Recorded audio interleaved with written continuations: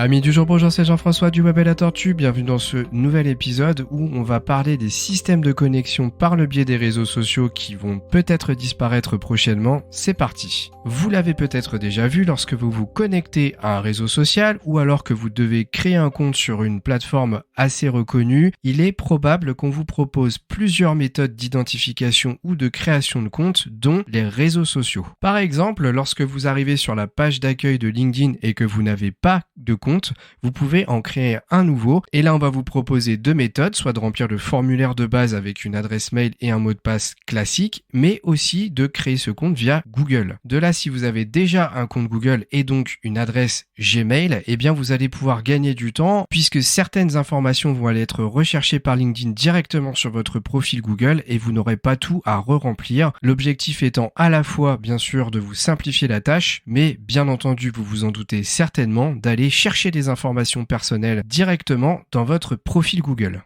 Autre exemple rapide, si vous recherchez un emploi, vous êtes peut-être déjà tombé sur Indeed, c'est un des plus gros moteurs de recherche d'offres d'emploi. Et donc, lorsque vous voulez créer un compte pour publier votre CV, vous allez pouvoir utiliser Google, Facebook ou Apple. Encore une fois, là, l'avantage, c'est que lorsque vous allez remplir votre profil, eh bien, l'outil va aller puiser des informations directement dans le compte que vous aurez connecté pour vous faire gagner du temps, mais bien entendu, par la même occasion, pour récupérer des données personnelles qui vont être certainement réutilisées soit pour de la publicité, soit peut-être pour de la revente. Alors, il y a quand même un petit avantage supplémentaire que je n'ai pas évoqué, c'est la facilité de connexion, puisque lorsque vous créez un compte via ces plateformes, eh bien vous n'avez pas besoin d'identifiant mot de passe. Lorsque vous allez vous reconnecter la prochaine fois, eh bien vous aurez juste à cliquer sur s'identifier avec le réseau social choisi. Et donc, eh bien si vous êtes déjà connecté dessus au moment où vous le faites, vous n'aurez pas à saisir vos identifiants. Mais alors, qu'est-ce qu'il se passe avec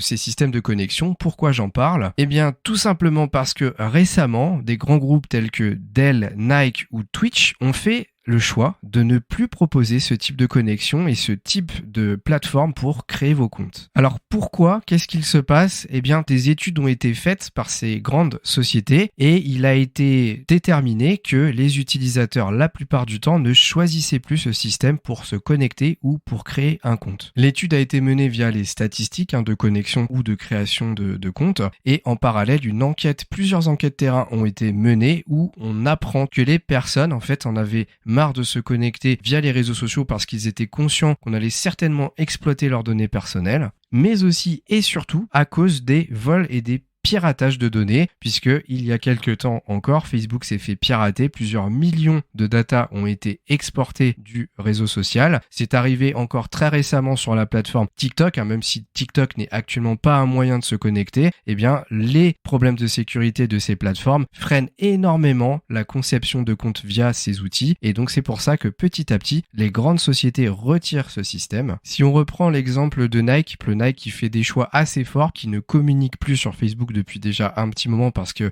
ils estiment que ça ne sert à rien, la plateforme va pas très bien, et bien là ils font la même chose pour leur système de connexion via les réseaux sociaux. Il est fort probable que ces sociétés, vu leur ampleur, créent des mouvements. En fait, on va suivre les idées de ces sociétés qui sont des modèles et que par conséquent, de plus en plus de sociétés de petite taille suivent un petit peu le mouvement et retirent ces moyens de connexion. Mais alors vers quoi on va se diriger? Est-ce qu'il va y avoir de nouvelles choses qui vont arriver pour se connecter, pour créer des comptes? Eh bien, il faut savoir que pour le moment, on va certainement rester dans une phase où il y aura toujours ces identifiants qui seront en général des adresses mail et les mots de passe, que peut-être les services type Google, Facebook vont rester, mais vont s'affaiblir petit à petit et on va peut-être donc arriver à une généralisation des passkey. Alors, ça vous parle pas peut-être, mais si vous avez écouté mon podcast qui date d'il y a environ 3 semaines, il me semble, eh bien, je parle de ce sujet. Si vous ne l'avez pas encore écouté, je vous invite à aller le faire. Je vous mettrai le lien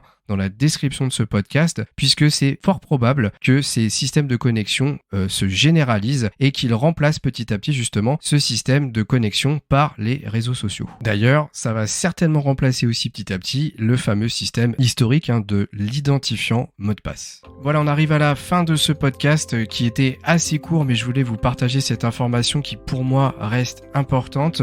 Pour information, je me suis basé sur un article de Siècle Digital pour vous donner ces informations. J'espère que ça vous a plu. Merci de votre écoute. N'oubliez pas, si possible, de mettre 5 étoiles sur ce podcast puisque ça permet à notre chaîne d'être plus visible et de se développer. Et puis, l'air de rien, ça marque votre soutien à notre chaîne. Si vous voulez commenter ce podcast, venez sur YouTube puisque le doublon sort sur la chaîne et vous avez un espace commentaire en dessous. Et moi, je vous dis à très vite pour un nouveau podcast du Web et la Tortue.